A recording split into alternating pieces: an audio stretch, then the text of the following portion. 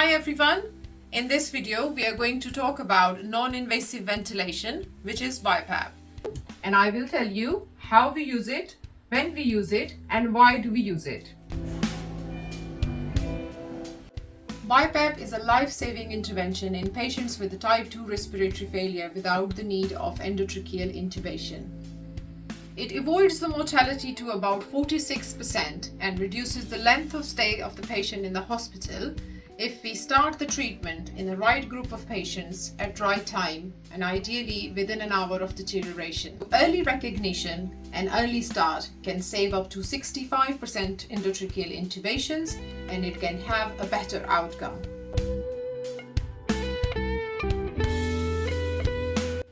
If your patient is having a respiratory failure, confirm by doing an arterial blood gas, and that will show acidosis and a raised carbon dioxide.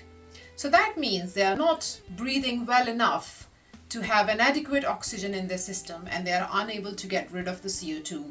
And yes, here they need support. And that support is BiPAP, because BiPAP is going to help them with the gas exchange. It's going to reduce the work of breathing in patients with COPD or with a neuromuscular disorder. Hence the term explains BiPAP, which means bi-level positive airway pressure. It has got two components, an IPAP and EPAP. So the IPAP is the inspiratory positive pressure, which goes into the lung to open up the alveoli. It lets the gas exchange happen and get rid of the CO2. We normally set it at about 15 to 16 centimeter of water, and it also helps to increase the tidal volume of your lungs. Whereas EPAP is the expiratory positive airway pressure, also known as PEEP, which stays in your lung at the end of expiration to keep the oxygenation happen, and it also increases the lung compliance. The normal setting that we started is about 5 to 6 centimeter of water. Before you start the BiPAP, we must need to address the underlying cause and think why the patient has deteriorated all of a sudden. Is there an infection? So with a COPD patient, we need to do few things before we start the BiPAP. We need to give them controlled oxygen via Venturi, antibiotics, bronchodilators, steroids, and get a chest x-ray done to rule out the pneumothorax. And remember, if your patient has got pulmonary edema or pleural effusion, probably BiPAP is not the right choice of treatment. They may need CPAP. There are certain contraindications of using this treatment. Make sure that your patient is not hemodynamically unstable. They are able to support their own airway, means conscious enough. Their airways are open and there is no obstruction, for example, any vomiters or foreign body. And also, they don't have any undrained pneumothorax underlying. Because the mask is quite tight on the face and quite sometimes uncomfortable, make sure that they don't have any facial trauma or any burns. It is also very important to have a discussion with the patient about what you are going to do with them, and also to have a discussion with their family about the ceiling of care. Because if this intervention is not going to help and not going to improve the condition of the patient, is your patient suitable for endotracheal intubation, or are they suitable for ITU admission? This is what we need to decide beforehand and also document. You should start this treatment in an area where continuous monitoring is available and you've got trained staff to do so. So you must need to monitor their blood pressure, their pulse, and their oxygen saturations, because we are aiming to have the saturations between 88 to 92%. If the heart rate and blood pressure are deteriorating, that means this intervention is not working.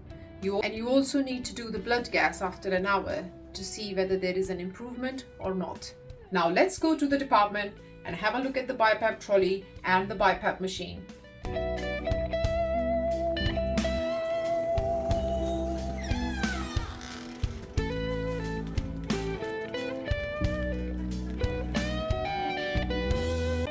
So here is the BiPAP trolley, and it is in the emergency department. It contains all the relevant equipment that you need, different size of masks, and all the relevant paperwork, including the forms that you need to fill in And the most important thing is the BiPAP logbook. And that is used to keep all the record of the patient so that we can audit that.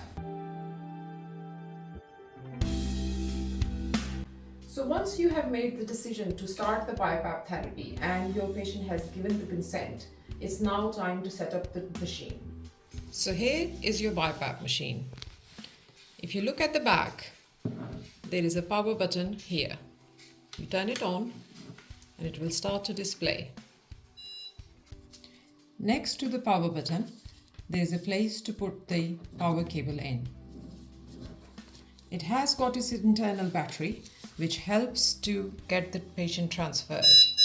One end of the oxygen tube goes at the back so that the machine can sense the oxygen, and the other goes into the port at the wall to give the oxygen according to the need. This is the standard size of the tubing. It has got bacterial filter at one end, which goes at the front of the machine, and there is only one port where you can connect it. The other end goes to the mask. The mask that you have already selected according to the size of the patient's face. Once the machine is on, this one is your monitoring menu and this is your setup menu. You can revolve the dial onto different settings, but you cannot change the settings because the machine is in the lock mode. To change the settings, it has to be on the unlock mode, and you can only change it to unlock mode by pressing the dial and the setup menu together for 3 seconds. And that will change to unlimited time and will open the lock. Keep the pathology mode into normal. The next is the mode. When you move on to here, you select ST, and that's your spontaneous timed breaths, which you select for the BiPAP. Once selected, you go on to IPAP, which is your inspiratory positive airway pressure. So you change into at least 15 centimeters of water and then press the dial. EPAP is your expiratory positive airway pressure, and you select 5 centimeters of water to begin with. Backup breaths, normally we set up at 12. These are the breaths. If your patients go apneic, the machine will deliver 12 breaths. Once you have done all the settings, remember to lock the button by pressing the dial and the setup menu together, and that will lock your settings.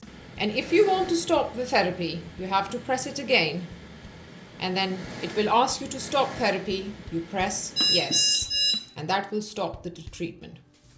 I hope you have learned something today, but if you are keen to learn more, there is a lot of material available on the e-learning education website for NHS England. Thank you very much for watching.